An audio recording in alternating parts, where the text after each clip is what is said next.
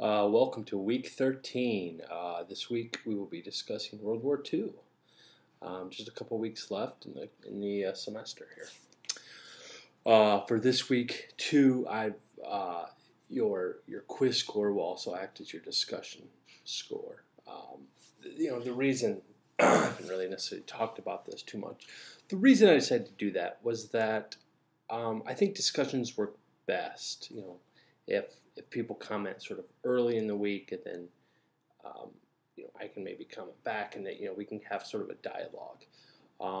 Because so many of you, and you have every right to do this, are sort of doing all your assignments in the last 24 hours before the week is done. You don't get that, So I didn't know if it would be very effective. I had my doubts, and I don't think it necessarily was. So anyway, I think we'll probably do this from here on out, and it puts a little bit more of I think that, when you do all the assignments, it sort of gives you more credit for that. Okay, again, talking about World War II here. If you look at the content, it looks like there's a lot to do this week, and it's sort of an average week, I would say. There's only one chapter in the textbook to read, but I broke it up. This week essentially is broken up into 4 parts. The first part, which you'll be starting now, goes from basically the run-up to the war. World War II begins in 1939, and we'll be talking about the few years before the war begins. Sort of jumping off from 1933, perhaps, where the documentary you watched last week on Nazis: A Warning from History, where that sort of stopped, which that stopped in 1933.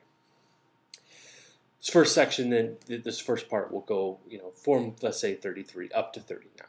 The second unit, the second section here, will go from 39, beginning of the war, to late 1941. Let's say December 1941.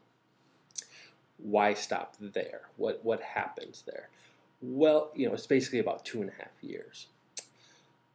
First of all, that's when the war's going very poorly for the Allies. Things look the best for the Nazis. The Nazis have, Nazi Germany and their allies have very few difficulties in the beginning of the war. But 1941 is a very important year in the war because things don't start to change in 1941. But in hindsight, from the year 2013, we now know that 1941 was sort of, the year that started the end. Again, people living then didn't realize it.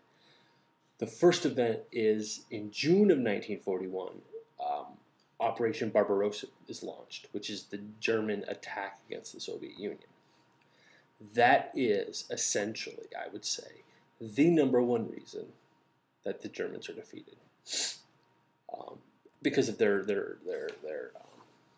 inability to get the Soviet Union to surrender. For the first few months, things go really well, but by December 1941, the German war machine is bogged down in the Soviet Union. So that's important. Also, for those of you who know anything about U.S. history, in December 1941 is the attack on Pearl Harbor, which brings the United States into the war. Those 2 big events, Barbarossa, Pearl Harbor, those are the 2 big reasons probably that the Axis powers lose the war. Again, people at the time didn't realize that. Things looked really bad for the Allies. Things looked still really bad in 1942. But again, from hindsight, we know that that's sort of the beginning of the end. So those are the 2 big events. There's one more event, though, which is the first sort of planning of the quote-unquote final solution, which is also sort of, you can trace that back to 1941.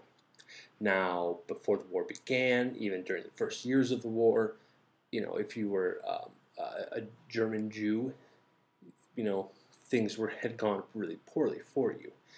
But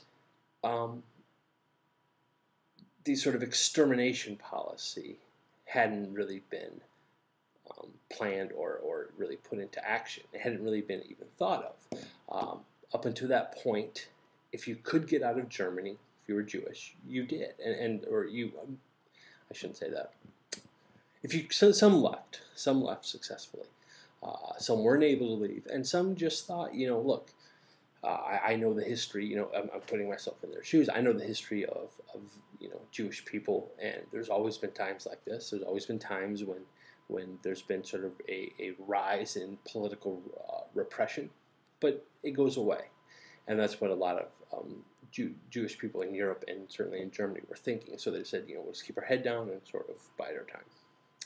But so things had gone poorly. Jews in Germany, which is about 2% of the population, lost essentially all of their sort of civil rights. They had to forfeit a lot of their property to the Nazi Party.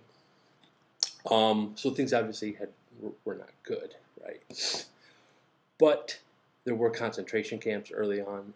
Some Jews were locked up in there. Basically, you were put into a concentration camp, not a death camp and not a work camp yet. Not that it makes it better, but just you need to understand sort of that this is a sort of progression in a way. And basically, you'd be locked up in there until you sort of either said, "I'll leave Germany and you can have all my stuff." And if you did that, then they would sort of let you out again. Not that that makes it okay, obviously. But Barbarossa presents a different situation. Now, the German army and the German political structures that are going to govern these new lands that they've just conquered, both in Western Europe and in Eastern Europe, there's a lot more Jewish people there. They've been trying to resettle them. There was plans to send them to the Middle East. There was plans to send them to South Africa. There were plans to send them to Latin America. But now there's just too many. And that is when, in the summer of 1941, as soon as Barbarossa begins, Hitler gives Himmler a command. He also tells Goering to come up with a quote-unquote final solution for the Jewish people. Himmler hands that off to a man by the name of General Reinhard Heydrich. You were going to watch a film, an HBO film, called Conspiracy. I think it's from 2001. And Heydrich is sort of the main figure there. I'll talk more about that in the future videos. Himmler hands that off to Heydrich, and Heydrich sort of from July 41 till January 42, December 41, January 42, develops the plan. In January 42, then, a month after Pearl Harbor, right, when things had just started to not look great for the Germans. They still looked good. They were still confident. But certainly Barbarossa, things had slowed down. Heydrich calls a meeting in Wannsee. Wannsee is a suburb of Berlin. And it is at that meeting that the final solution isn't planned. It's really already been planned. But it's at that point where the final solution is sort of green-lighted, I guess I should say.